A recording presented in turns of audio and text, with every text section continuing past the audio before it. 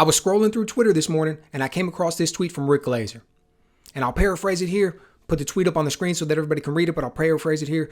Basically what he's asking is that Devin Haney is going to have some career decisions to make, right? He needs to make some decisions about his career after the fight with Ryan Garcia. He went out there, he took a beating, 3 official knockdowns, unofficial knockdowns, basically went out there and got manhandled. Need to see how much time he's got left, how much wear and tear there's been on him, kind of where he's at.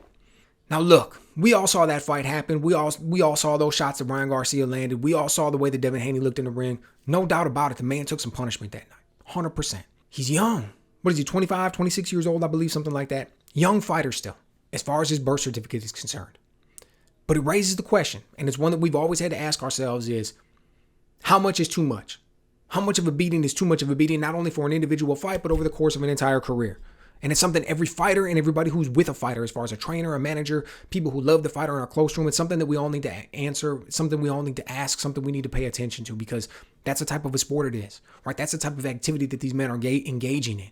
And I'm not suggesting for 1 minute that Devin Haney shot or that he's taking too much punishment or anything like that, right? That's not what type of video this is. But this is the one that's broaching the question. And when you look through this Twitter thread and you see some of the comments, it's interesting what some of the replies are and some of the observations. Some people take one side, completely go to one side and say, man, you're crazy. This dude's young. It was only one fight. No big deal. Some people jump all the way to the other side and say, that's it. That fight in and of itself already told him everything he needs to know, in the sense that that was so much of a beating. He took so much punishment. He'll never be the same. His career is going to be altered. And then you've got guys who are in the middle.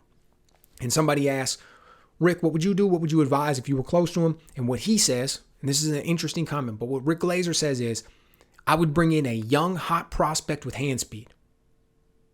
Set up a sparring match, but basically it's like a fight. No headgear, 8-ounce gloves, no shirt. And we go out there, and through that sparring, we're going to be able to see what Devin has left. Now, you think about that for a minute, right? Let's break this down. A young, hot prospect. Why a young, hot prospect?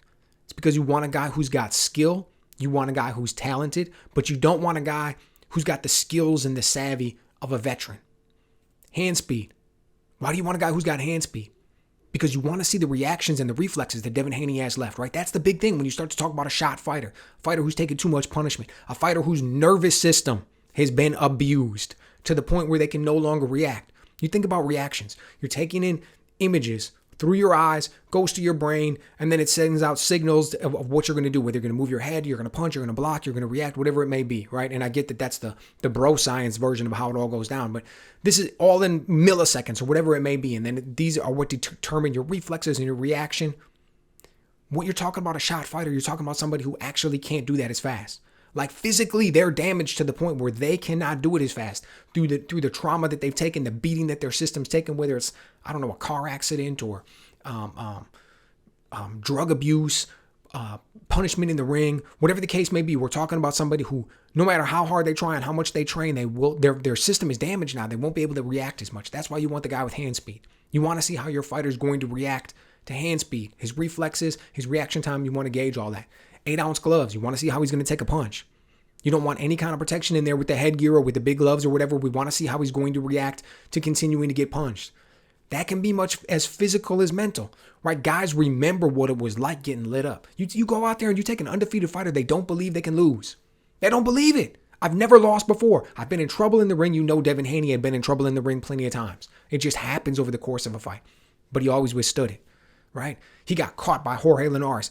Nasty in the 11th round. Didn't matter. He found a way to, or 10th round, whatever it was. Didn't matter. He found a way to make it out, found a way to survive. So even though guys had gotten caught before, guys have gotten hurt, they've always figured out ways to not only survive, but ways to win. You get a guy who's undefeated, man, that power of belief, it's powerful, man, right? Guys just don't believe they can lose. He didn't believe he could lose right up there until he did. And not only did he lose, he got lit up, man, got knocked down multiple times and got hurt. You want to see how somebody's going to react if they get caught again. Is he going to pack it in? If he gets caught like that again, are all those memories of being hurt going to come flooding back and he's going to become incredibly defensive and go out there and no longer try to win the fight? I don't know. I've got no idea. I'm not accusing him of that, but that's the things that we need to find out, right? That's the things that his dad needs to be looking at. That's the thing that his advisors and the people close to him, and the people that are working with him, those are the things that those people need to be looking at. And I'm not saying that he's done by any means.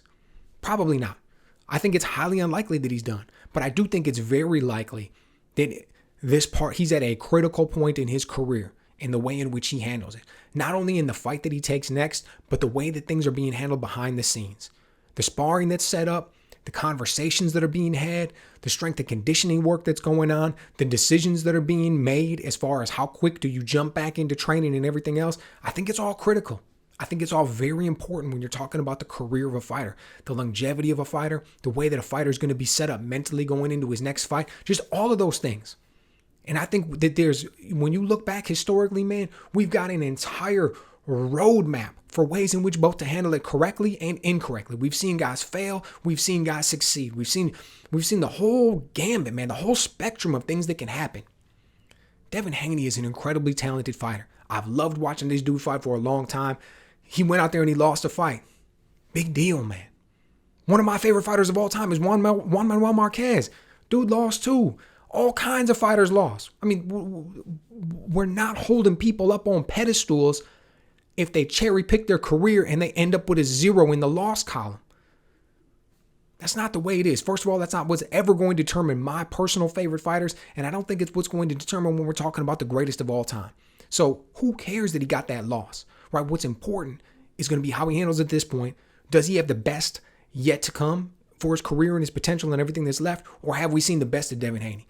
Are the people who are around him going to, continue to believe in him and build him up in a way in which he can continue to succeed? Or are there going to be people behind his back thinking, he's done for. We're not going to be able to make any money off him anymore, man. Let this dude go. Like, man, it would suck to see a guy like Devin Haney all of a sudden start to get treated as though he was a gatekeeper. Start to get treated as though he was somebody to be made a name off of. And in a way, it sounds kind of crazy because, again, the dude's so young, and just before this fight, so many people were talking about him in these great glowing terms. But it remains to be seen, what'll happen and all of that. And I certainly don't have any insight, so I'm not there to talk to him on a day-to-day basis to see how he's feeling. Does he have any anything physically lingering from the fight or anything like that? But it's kind of interesting to me that these are the conversations that are being had. So, let me know what you guys think. What did you think of that fight? We're some time removed from it at this point, so it'll be interesting to see what happens in that regard, and just how it all plays out going forward, above and beyond, the drama that we got with Ryan Garcia. So, let me know what you guys think. What would you advise him to do? What do you think he should do? What will he do? What's the best move? Let me know.